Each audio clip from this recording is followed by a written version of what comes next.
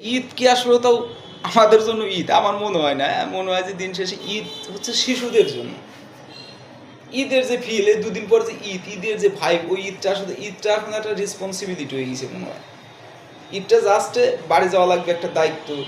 ঈদটা হয়তো কিছু সামাজিক কালচার আছে, কি ঈদের একটা কার্যকলাপ আছে যেগুলো পালন করতে হবে বাধ্যতামূলক মনে হয়, যে দিন শেষে ওই ইচ্ছা থাক আর না থাক করতে হবে, এইটাই হচ্ছে মনে হয়। ঈদের যে ফিলটা, ঈদের যে ইনথুজিয়াজম বা ঈদের যে ওই উৎসাহটা ওইভাবে আর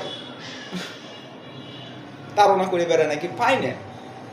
মোরাল অফ দ্য হিস্ট্রি হচ্ছে ঈদ হচ্ছে শিশুদের জন্য, ঈদ বড় মানুষের জন্য না।